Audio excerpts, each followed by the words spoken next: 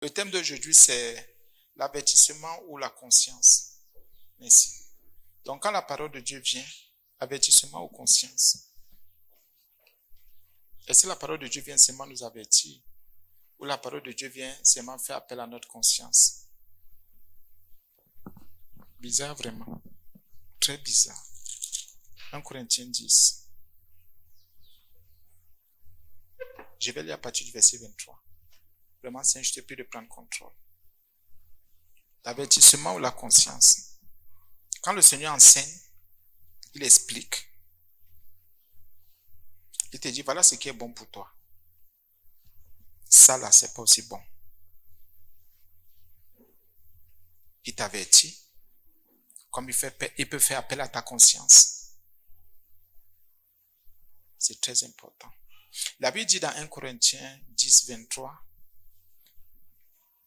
tout est permis, mais tout n'est pas utile.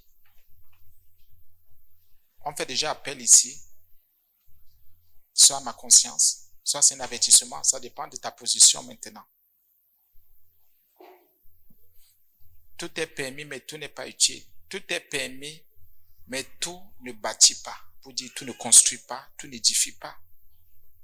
C'est pas tout ce que tu feras qui va te construire, te bâtir.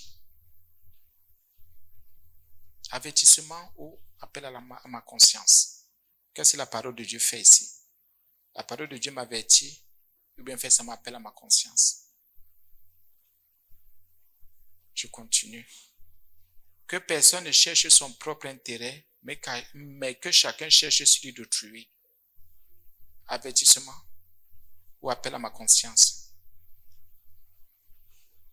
Mangez de tout ce qui se vend au marché sans vous enquérir de rien par motif de conscience. Et avertissement toujours aux consciences.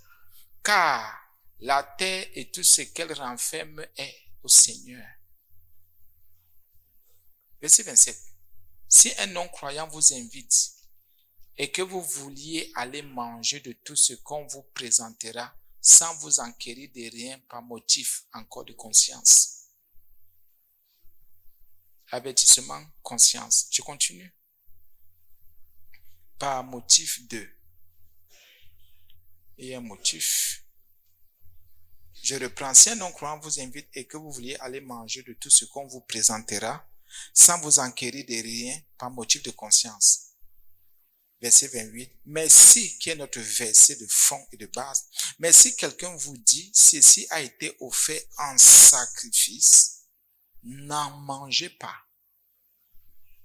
À cause de celui qui a donné l'avertissement. C'est écrit.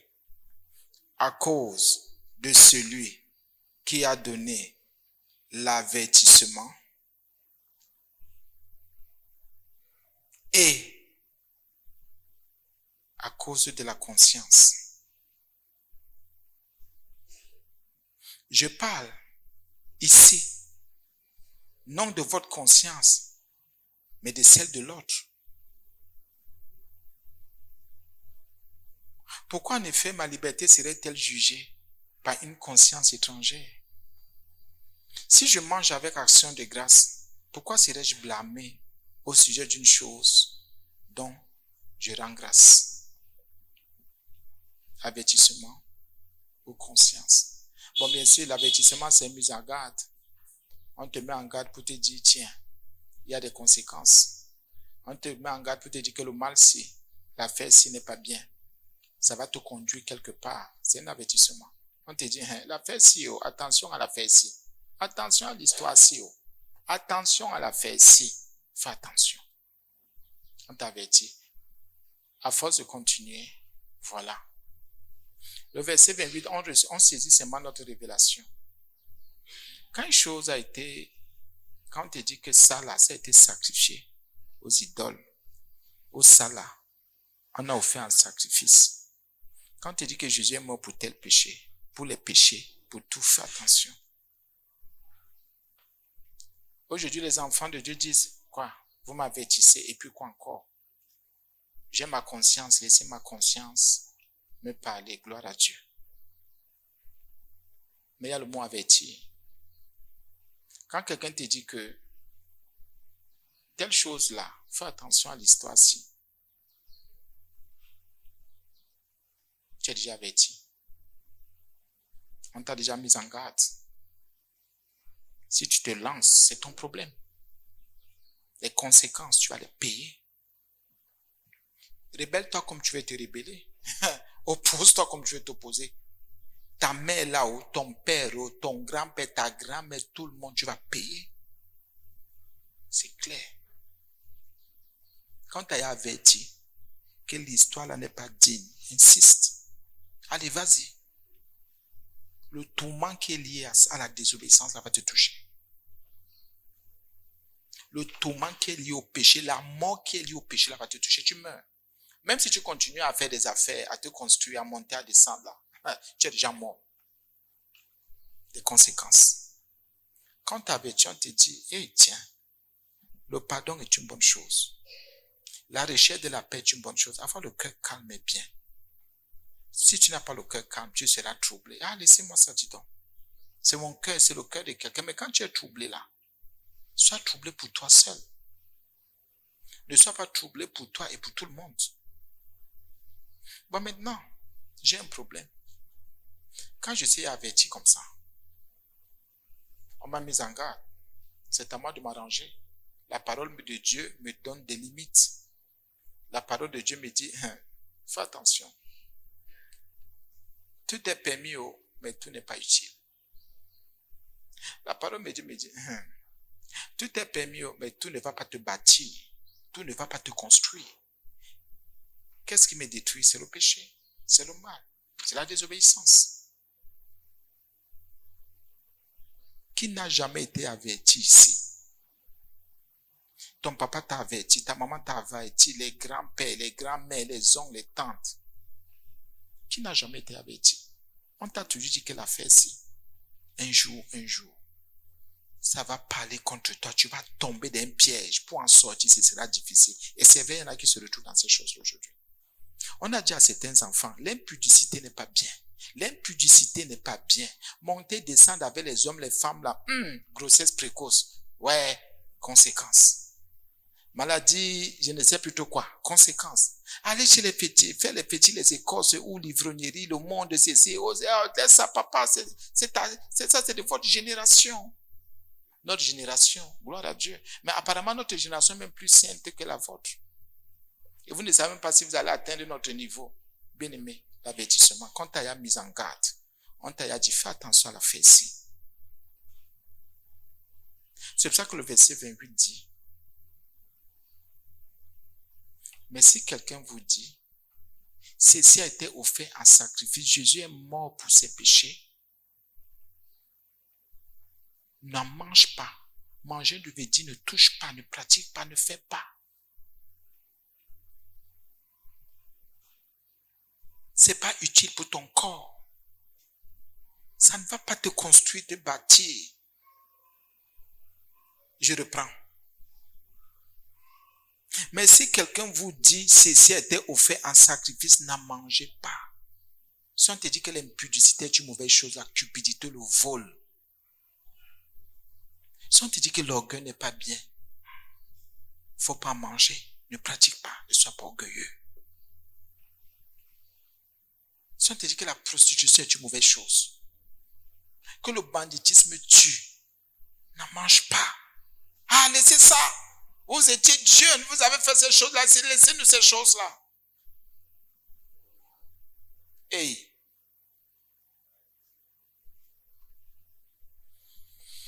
N'en mange pas. Vous imaginez ce que vous pouvez manger tous les jours. Autant qu'on vous a dit que ceci a été offert en sacrifice. Vous imaginez ce que nous pouvons pratiquer. La Bible dit ne mange pas. Il ne faut pas manger. Ne pratique pas, ne fais pas. Ça a été offert en sacrifice. Ça a été offert. Quelqu'un est déjà mort pour la faire ici. Ne mange pas, ne fais pas, n'agis pas. Que ça ne t'intéresse pas. Détourne ton cœur de l'affaire là. Enlève ton cœur. Hey! C'est pour ça que même plus haut, On parle des intérêts. Laisse-la faire là. Toi qui ne recherches que tes intérêts, on ne fait que t'avertir. Tellement tu es intéressé. Tellement on te dit, hey, la personne avec laquelle tu vas dealer là est franc-maçonneau. La personne avec laquelle tu vas dealer là est dans les choses bizarres, est dans les lojos. Ah, dis donc, laissez ça. Vous dramatisez trop et tout. Ok. On fait que tu dis que la personne là est dans les fétiches, tu n'imagines même pas. Tu dis, laissez ça. Voir l'église, vous aimez trop montrer que vous êtes saint. On te dit, hey, on t'avertit. Tu dis, moi, je vais en manger. La Bible est claire et très claire. On a offert un sacrifice. C'est un peu comme quand, à l'époque, non, dans l'Ancien Testament, quand on disait que telle chose était vouée pas interdit. Tu touchais à la chose, on te tuait. On te tue physiquement. Aujourd'hui, les gens meurent spirituellement. Aujourd'hui, les gens sont détachés du Seigneur, sont éloignés de Dieu. Pourquoi? Parce qu'ils mangent après avertissement. Quand tu as déjà averti, tu manges. Tu es coupable. La mort te touche. Quand tu as déjà averti, tu fais. Tu es mort. On va prier pour toi comme on veut prier. Notre Dieu est juste, il est amour. Faites tous les jeûnes que vous voudrez faire. Le péché mène à la mort. L'abomination, c'est l'abomination. Continue toujours. Ah, je mange, j'ai dit donc, je savais ça qu'il veut mourir. Gloire à Dieu. On te dit, on a offert la fête en sacrifice. Ne prends pas ça comme ça. Ah, dis donc, laissez ça. C'est même devenu quoi? Le passé, c'est le passé. Le passé, c'est le passé. Et le Saint-Esprit me rappelle aujourd'hui. J'ai dit, réfléchissons un peu. Si le passé, c'est le passé, pourquoi le Saint-Esprit me ramène? Ça veut dire que je suis dans une forme de désobéissance. Non, quand quelqu'un est en Christ, les choses anciennes sont passées, toutes les choses sont devenues nouvelles, nous sommes d'accord. Tu es sûr que tu es en Christ. Et si tu es en Christ, pourquoi on te dit qu'on a offert sans sacrifice? Tu vas encore manger. Jusqu'à calomnier même les Écritures. L'avertissement. Tous ceux qui sont avertis et qui mangent, qui pratiquent, qui prennent, qui touchent, sont morts, sont maudits. Ah, est-ce que tel me voit? Est-ce que papa me voit là où je suis là? Est-ce que maman me voit? Qui me voit? C'est la malédiction qui est en train de sortir de ta bouche. Et ce que tu fais là montre que tu es maudit, tu es fini. L'avertissement. Quand tu as déjà averti, rentre en toi-même et brise-toi. Juger les autres ne servira de rien. Quand tu es averti, repense plutôt à ton avenir. Pour dire qu'on ne peut pas m'avertir pour rien.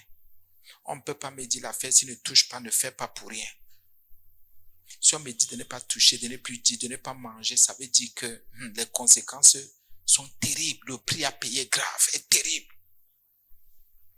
Mais aujourd'hui, il y a des conflits dans nos maisons, dans nos familles. Parce que même les choses qu'on a offertes en sacrifice, il y en a qui s'opposent. Et qui disent, non, dis donc, laissez ça.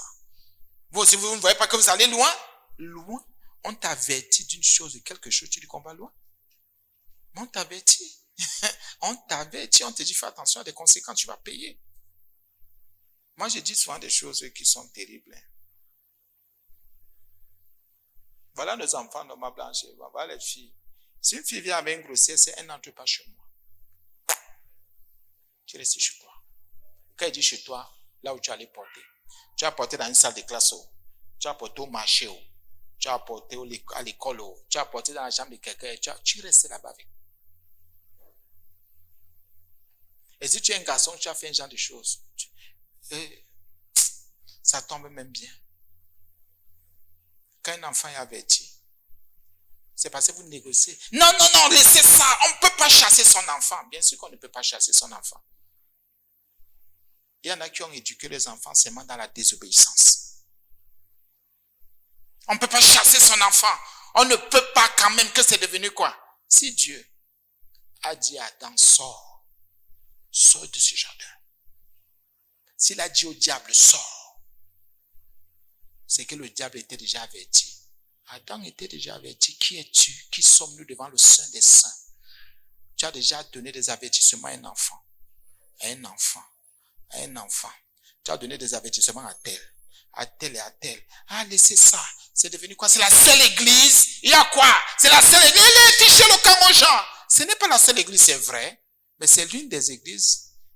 Une église rare où on parle du péché, on parle de la sanctification, on parle de la sainteté, où on parle du royaume, où on prépare les gens à la seconde venue de Christ. Ah oui!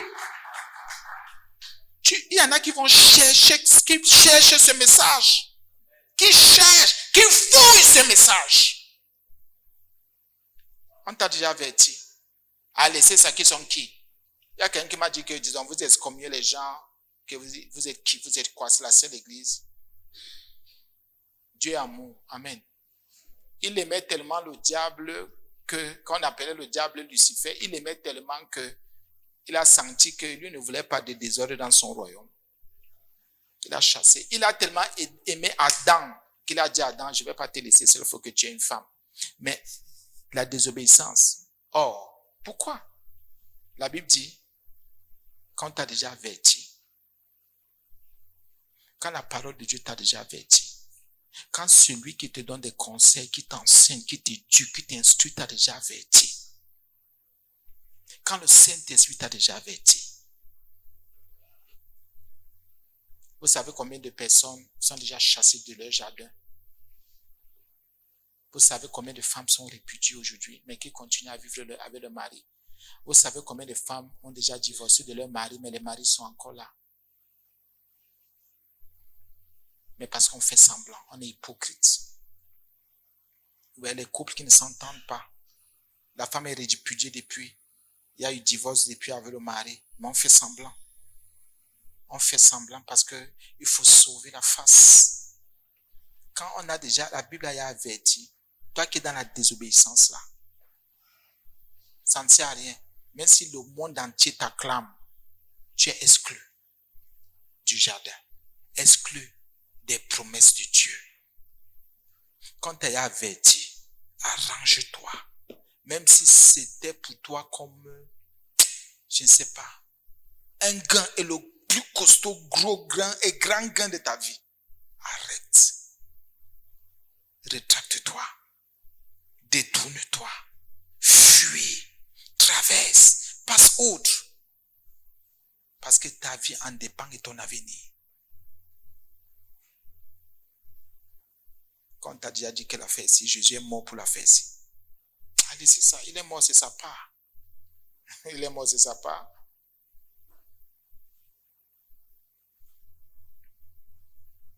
Qu'est-ce que tu fais des avertissements qu'on te donne? Tu les méprises. Tu les foules aux pieds. Tu montres que tu es intelligente, intelligent. Tu montres que tu es dans un raisonnement exceptionnel, ultra pur. Tu montres que tu es dans une connaissance. Quelle connaissance? En fait, même celui qui a la connaissance, c'est celui qui obéit. C'est celui qui se soumet. Et c'est celui qui prend en compte l'avertissement. Voilà la grandeur. C'est là où on reconnaît les hommes grands, les grandes dames, les personnes qui ont compris, sont les personnes qui obéissent. Mais si tu n'obéis pas, tu es petit, tu es minuscule. Tu es insensé. Ouais, n'est-ce pas, je savais que c'était, on t'avait déjà averti, tu avais déjà l'avertissement. Tu avais déjà l'avertissement. Il n'y a pas de négociation. Je vois les maris négocier, les femmes négocier, les frères, les sœurs, les parents négocier. Je vois les gens négocier avec les... On ne négocie pas. Quand quelqu'un avertit, il a désobéi. Il va t'entraîner dans la désobéissance. Toi qui veux défendre sa désobéissance. Toi qui défends la désobéissance de l'enfant, un jour, tu vas payer.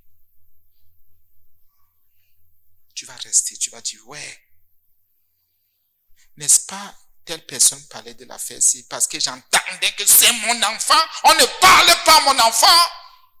Eh, pardon. J'ai entendu un homme. Eh, mon Dieu, aie pitié. Pardonne-moi, c'est fait, tu l'as été mal de serviteur. Un serviteur de Dieu. Eh, pardon, ne parlez pas à ma femme. Écoutez bien. Même si sa femme a tort, il n'y a pas de justice. Et pardon, même si sa femme est dans le genre qu'on était des femmes à l'église. Ne parlez pas de ma femme. Il va dans les radios, il dit n'est pas, si quelqu'un parle de ma femme. Amen. Et c'est vrai. On parle pas aux femmes des serviteurs. Mais ce qui est bizarre, c'est que il vient de divorcer de sa femme. Finalement, qui a parlé à sa femme? Ça sert à quoi d'appuyer ta femme à la maison? Et de dire aux autres, n'appuyez pas ma femme, c'est à moi seul. Hey, l'avertissement là, la Bible dit n'appuyez point. Les autres ne doivent pas appuyer ta femme, mais toi il faut que toi tu appuies ta femme. Ils ont divorcé.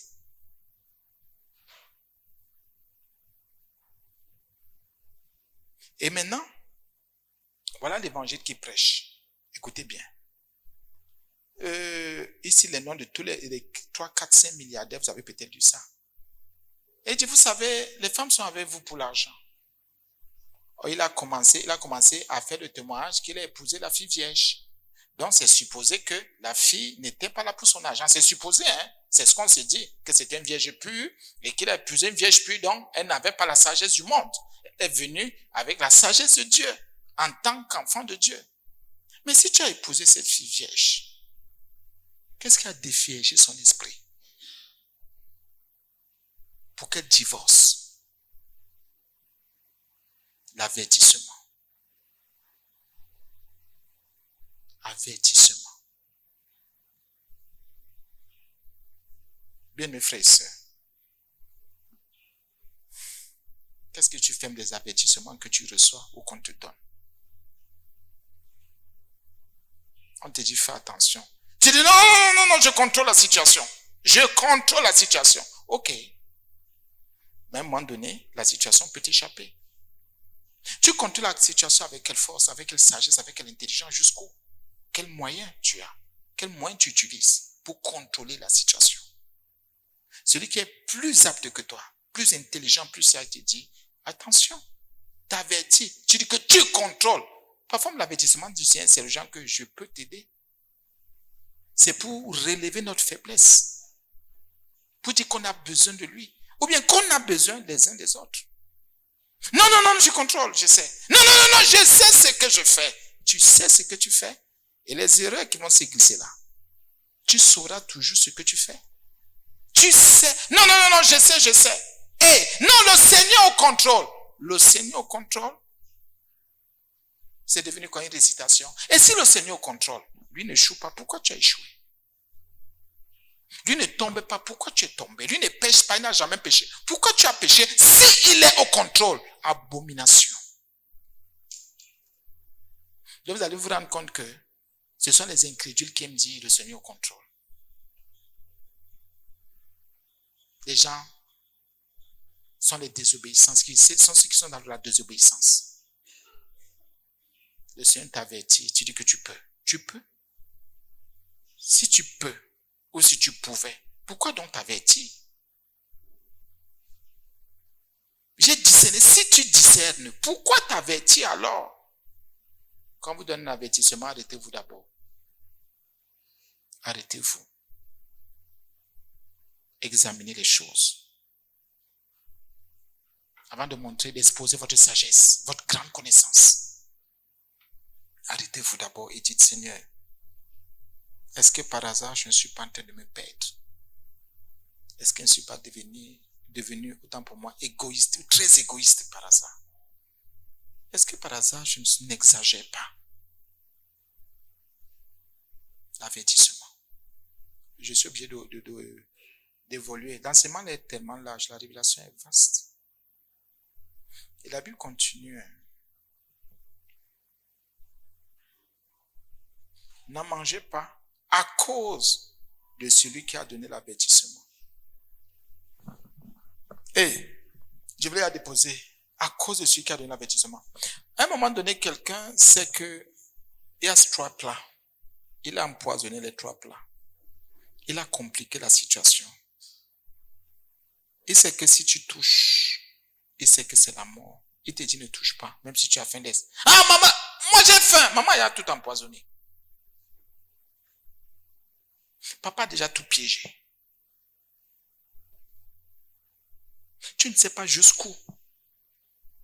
À cause de.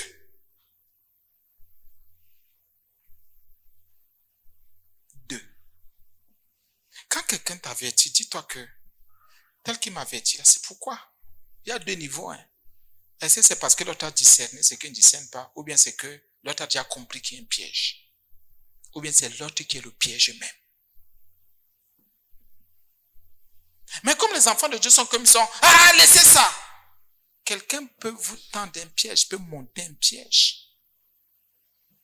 Il ne va pas vous dire, et la personne ne vous dira jamais que, elle ne vous dira jamais que j'étais tendu un piège, j'ai monté un piège là. Imaginez-vous un peu. Un méchant, c'est qu'il va rencontrer une juste. Il monte des plans. Voilà ce que je vais dire. Pendant ce temps, le juste dit, Seigneur, comme j'ai rendez-vous à terre, je te prie de prendre contrôle, mets tes paroles dans ma bouche. Je voudrais que ma chair meure, prendre contrôle, Seigneur, que ce soit par ton esprit. Bien concentré, bien disposé, le Saint-Esprit commence à déposer. Va d'abord, comme tu vas là. Après le shalom, les salutations, tu demandes pardon.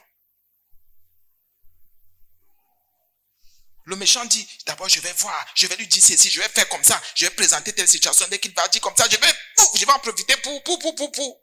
Le méchant a un plan costaud. Toi, tu sais seulement que tu as rendez-vous, tu vas rencontrer l'autre.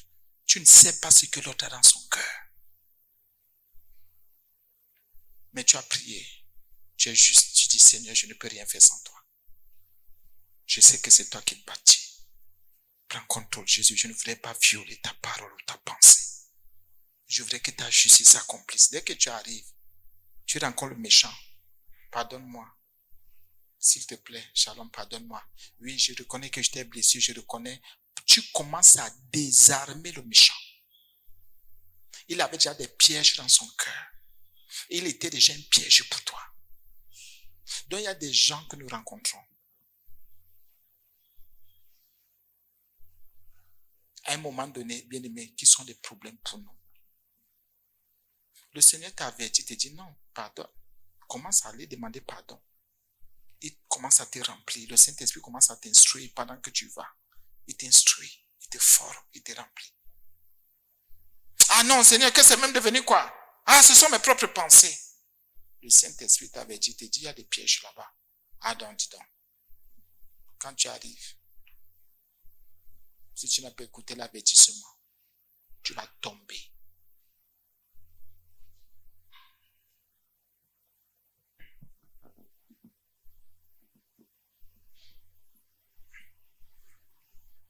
À cause de celui qui a donné l'avertissement, donc quand quelqu'un donne un avertissement, réfléchissez bien. Ce n'est jamais pour rien qu'on donne un avertissement. Ce n'est jamais pour rien qu'on va te dire de faire attention. Et à cause de la conscience, c'est un sentiment qui me permet de discerner le bien et le mal. D'abord à mon niveau. À mon niveau, je discerne le bien et le mal. Parce qu'il faudrait que je mette en pratique la parole de Dieu. Je discerne la parole qui m'est donnée. Et je dis, là, c'est le bien, je vais pratiquer. Parce que ce qu'on vient de me dire là, c'est un sentiment. Et ce sentiment-là agit beaucoup. Mais la Bible me dit ici, fais attention. Si tu es enfant de Dieu, Dieu qui te dit, fais attention, Dieu qui t'avertit, sait pourquoi il le fait. Celui qui t'enseigne dans la justice, la vérité, sait pourquoi il le fait. Bon, maintenant, ici, la Bible dit, à cause de la conscience. La conscience de qui? De l'autre qui t'a averti. De l'autre qui t'a averti. Saisis, je t'en supplie. À cause de la conscience de l'autre. Quand quelqu'un te donne un avertissement, Si tu veux poser des questions, pose. Mais l'autre sait ce qui se passe. Et l'autre a déjà discerné, a déjà ressorti. Donc quand la parole de Dieu nous enseigne, vraiment discernons si c'est possible, ou bien moi je voulais dire, obéissons. Puisque la Bible dit, ou bien parce que la Bible dit, à cause de la conscience, et à cause, il y a d'abord une première cause, l'autre, la personne, aussi la conscience. Il dit qu'il parle ici, non de notre conscience, mais de la conscience de l'autre. Je prends toujours un exemple. Un parent a le devoir d'éduquer, d'enseigner, de former, de prendre soin de son enfant, de ses enfants. Le parent le fait avec une conscience pure. Conscience pure. Une conscience forte.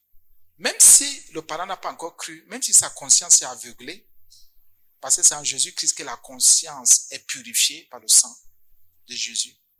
Bien-aimés frères et sœurs, le parent sait pourquoi il te parle. Un papa qui dit, j'ai grandi dans telle condition, tel ordre. Fais attention à tel genre de choses. Non, maman, non, papa, tu dis, fais attention. Le parent sait ce qu'il y a comme malédiction dans sa famille. Il sait ce qu'il y a comme poisse, comme rejet, comme pauvreté, comme misère. Il sait ce qui ne va pas. C'est vrai. Mais le parent, il te dit, non, tu sais, dans notre famille, c'est comme ça, comme ça, comme ça. Ah, maman, tu sais tes choses-là. Maman a pourtant cru, mais c'est ce qu'elle te dit. Il y en a qui ont cru dans la même famille, mais qui mènent une vie différente. Quand quelqu'un t'avait dit, et l'autre discerne et dit, non, je ne vais pas laisser mon enfant faire, commettre, pratiquer les mêmes erreurs que moi. Tomber dans les mêmes pièges que moi. C'est ce que l'Éternel Dieu, notre Dieu, par Jésus-Christ, Fils de Dieu, nous enseigne pour dire non. Israël est tombé dans des pièges. Vous là, de la nouvelle alliance, voici les avertissements. Voilà, les péchés ont été offerts. Le corps de Christ a été offert en sacrifice comme péché. Ne pêche plus. Non, laissez ça. Comment vous ne voulez pas qu'on soit épanoui? Pour toi, l'épanouissement, c'est quand tu pêches. Pour toi, l'épanouissement, c'est quand tu violes la parole de Dieu. Pour toi, l'épanouissement, c'est quand tu marches comme un mondain, selon les œuvres. Quand tu pratiques les œuvres de la chair, pour toi, c'est ça l'épanouissement? Non, c'est pas ça. Ce n'est pas ça, ce n'est pas ça. Fais attention, s'il te plaît. Le dehors est devenu violent. Le dehors est devenu terrible. Et je ne fais que, on vous avertit, le diable tous les jours mandate ses agents. Si votre foi n'est pas solide et ferme, si vous n'avez pas un esprit d'obéissance à Dieu, à la parole, vous allez tomber. Et vous allez voir de plus en plus, ceux qui se disaient chrétiens ou disciples de Jésus sont en train de perdre la main, de perdre la foi. Ils ont été avertis, ils ont pris à la légère. Et nous ici, nous savons qu'on n'enseigne jamais pour rien. Vous le savez. Vous savez que nous sommes conduits par le Saint-Esprit. Un enseignement comme ça, c'est pas pour rien. Je vais relire et on va arrêter. Le Seigneur voulait nous donner au jus. Dit, il y a l'avertissement. Il y a la conscience de l'autre. Quand tu as déjà averti, il y a des choses qui arrivent. Il y a des choses qui arrivent. Marche comme un enfant de Dieu qui est averti. Marche dans l'obéissance de la parole de Dieu. Dis-toi toujours que tout est utile, tout est permis, mais tout n'est pas utile. Ce que le monde permet, Dieu ne permet pas. Et ce que Dieu permet, le monde ne permet pas.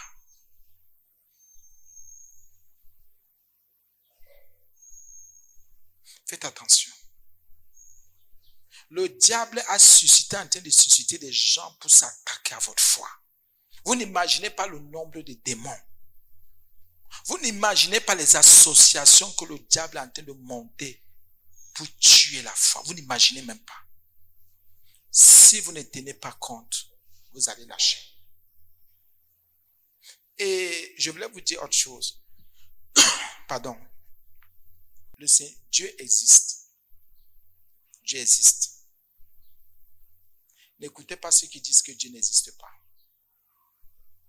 N'écoutez pas ceux qui disent que Jésus-Christ était noir, africain.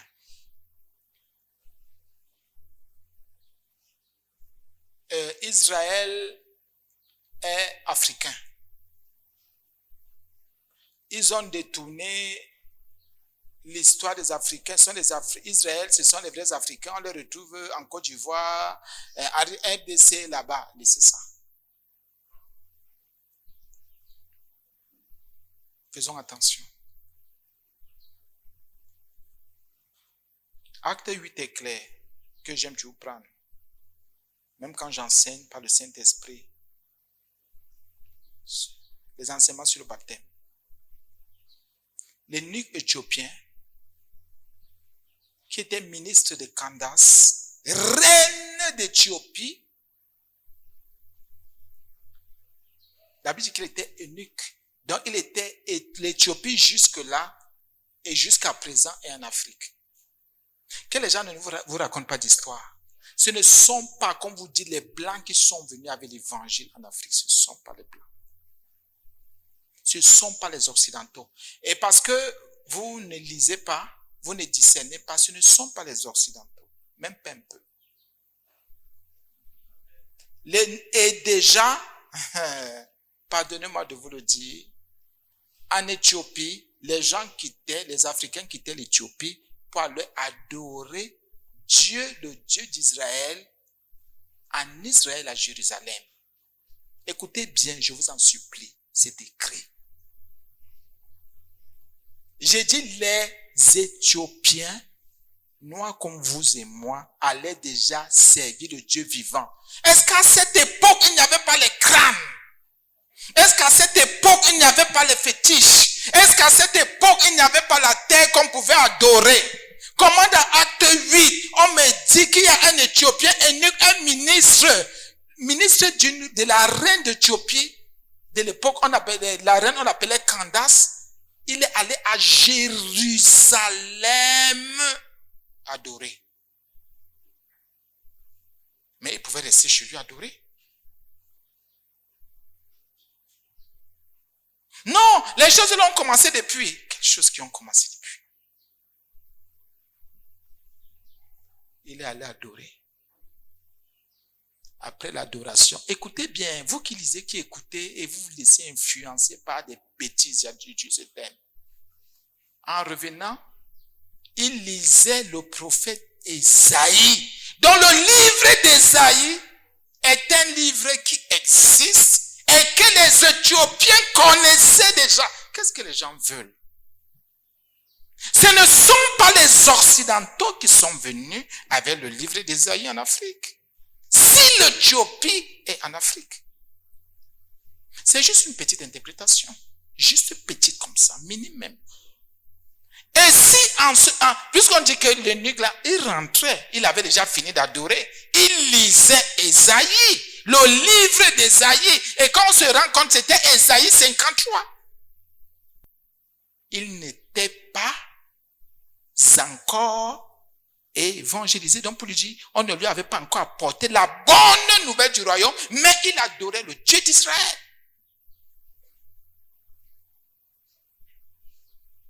Allez bien lire. C'est dans le char que l'Éternel dit, l'Esprit envoie Philippe dire, voilà quelqu'un, apporte la bonne nouvelle de Jésus-Christ. Il ne connaît pas l'histoire de Jésus-Christ. Lisez bien Acte 8. C'est là où Philippe vient lui dire, tu comprends, mais vous connaissez bien l'histoire. Est-ce que tu comprends ce que tu dis? Il dit, si on ne m'explique pas. Mais il connaissait Isaïe. Ça veut dire qu'il avait les psaumes et tout le reste des prophètes. Il avait tout ça. Plus on parle d'Isaïe. Il y a la plupart des livres qui étaient avant Isaïe. Il avait, si on parle d'Isaïe. Donc, il connaissait.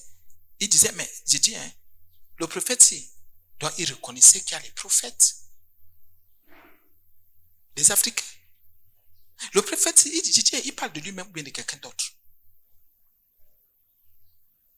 Qu'est-ce qu'on vient vous raconter là? Oh, la tête de nos ancêtres.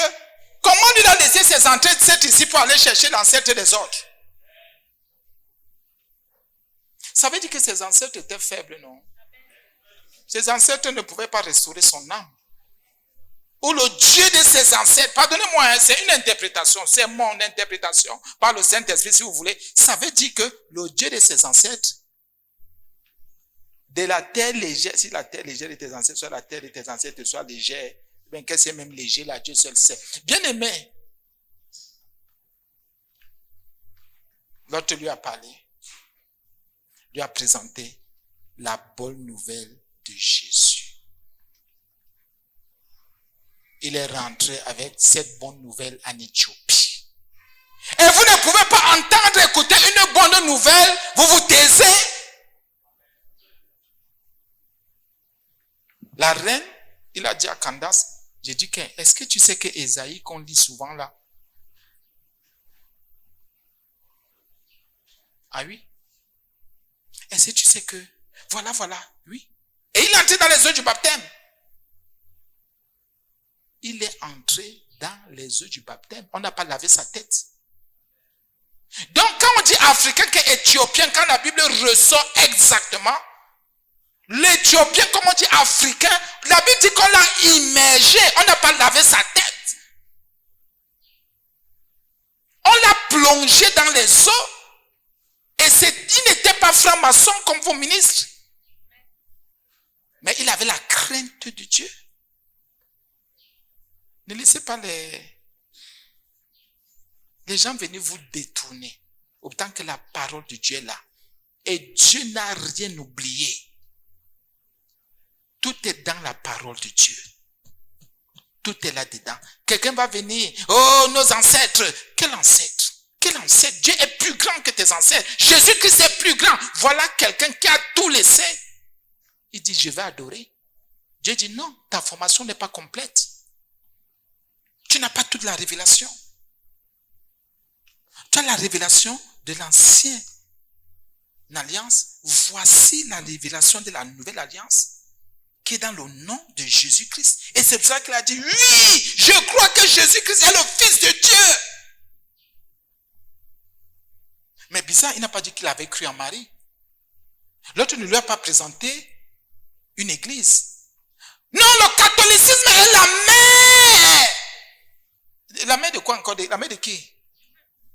La mère des églises. Philippe n'a jamais présenté le pentecôtisme. Vous qui êtes pentecôtiste là.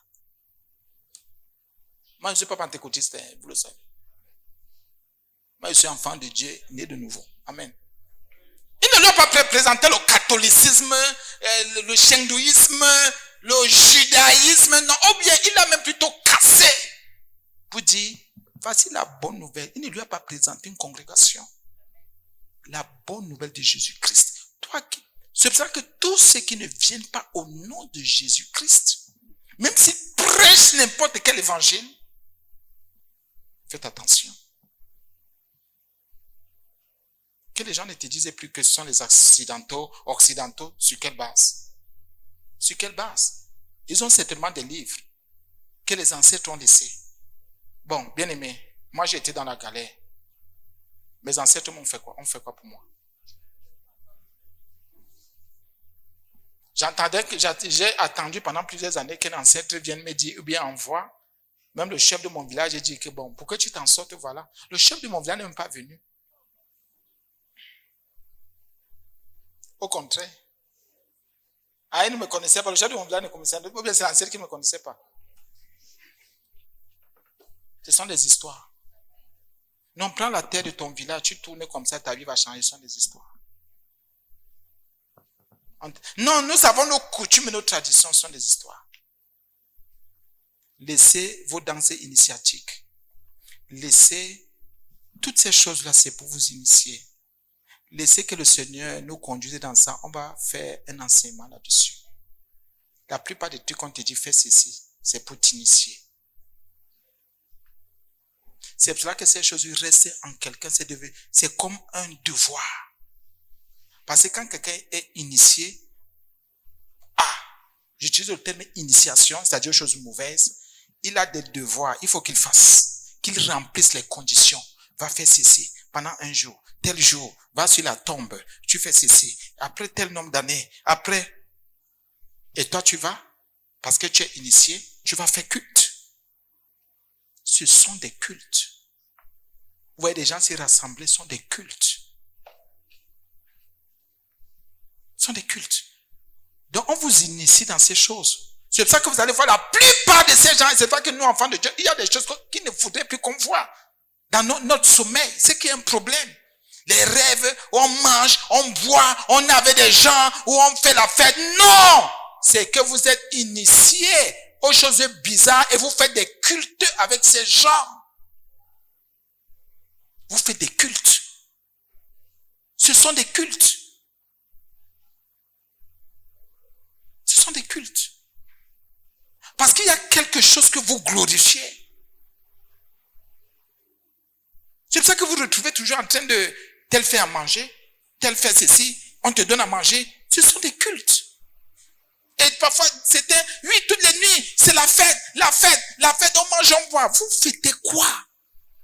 Vous rendez culte à qui? Et pourquoi c'est seulement dans ton sommeil? Et les gens là ne se voient même pas, hein? Tel est de son côté. Mais dans la nuit, vous vous retrouvez. Vous êtes dans le même cercle. Vous êtes dans le même cercle. Vous êtes dans la même association, même si physiquement vous ne vous voyez pas. Vous êtes dans le même clan de sorcellerie. Et vous servez le même Dieu, l'idolâtrie, la magie, la sorcellerie. Bien-aimés, ne laissez pas les gens vous amener dans des choses bizarres. Jésus-Christ est Dieu. Jésus-Christ est vivant. Regardez un peu. Et bien-aimés, vous aussi réfléchissez. Non, les affaires d'église là, les gens ne font que rentrer aux coutumes, aux traditions. Pourquoi les ancêtres là ne vous sortent pas de la pauvreté, de la misère? Nous soyons vrais bien-aimés. Nous sommes au gouvernement, laissez le gouvernement tranquille. C'est pour ça que j'ai dit aux gens, vous qui insultez même le président, moi je n'ai rien, moi je suis un serviteur de Dieu, je prie pour la nation. Arrêtez, il peut être votre grand-père. Il peut être votre père. Ne faites pas ça. Au lieu de prier pour lui, un papa comme ça. Et j'ai dit, nous tous, nous avons nos papas. Tu as encore peut-être ton papa qui a peut-être son âge, ou bien moins. Tu l'insultes pourquoi? Si tu insultes le président, ça veut dire que tu insultes ton père. C'est lui qui a empêché ton papa ou ton grand-père d'aller à l'école. Non, pardonnez-moi un peu, pardonnez-moi.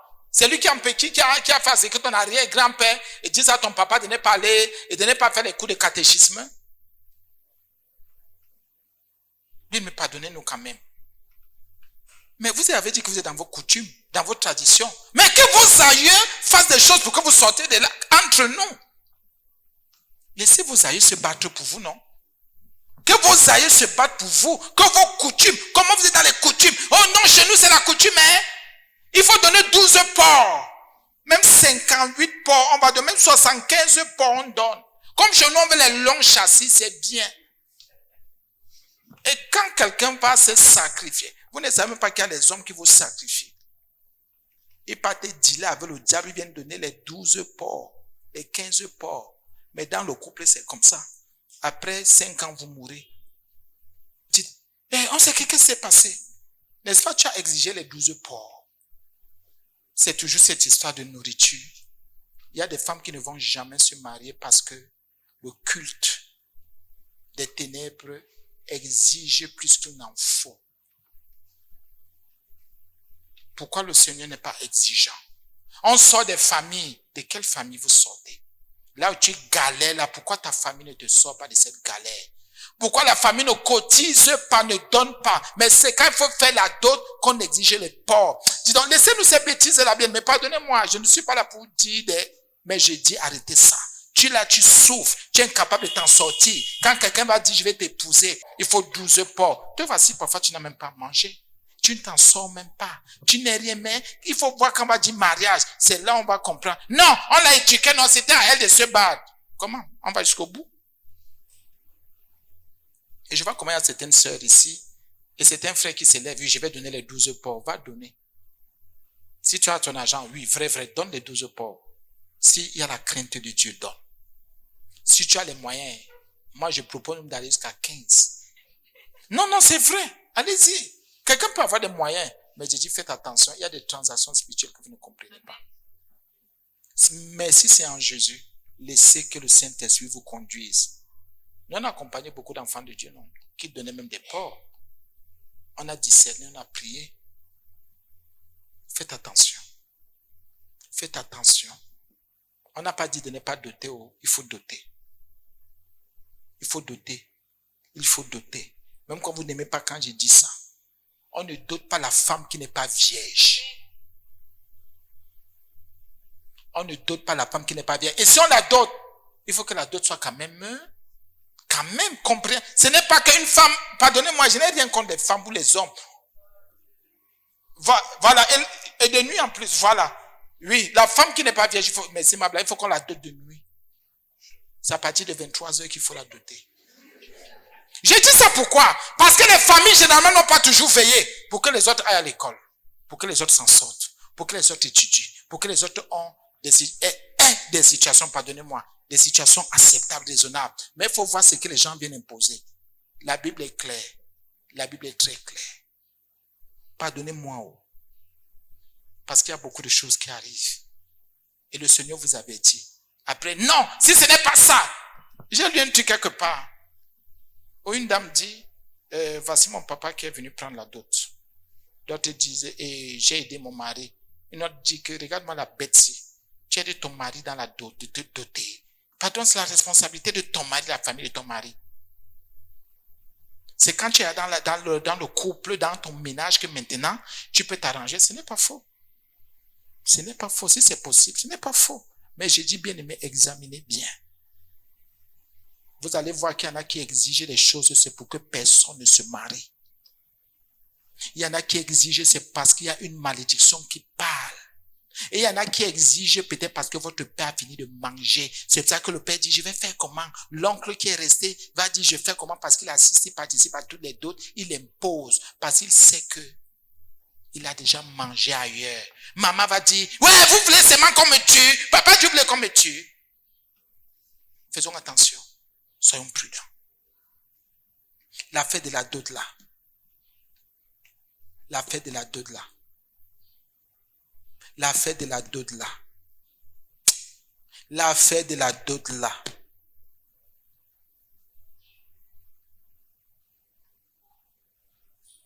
Pas comme j'ai demandé quelque part. Vous avez envoyé l'enfant à l'école. Non, mais c'est que si elle ne voulait pas aller à l'école. Est-ce que vous l'avez envoyé à l'école? L'enfant, c'est une formation. Non, c'est que, pourquoi vous mangez la bouche? Tout ce que vous exigez là, c'est pourquoi? Vous la vendez. Bien aimé, si on vous demande 12 porcs, battez-vous, endettez-vous. Mais que personne, la belle famille ne vienne plus jamais chez vous. Plus vous allez faire comment pour rembourser? Imaginez 12 porcs, si c'est un porc.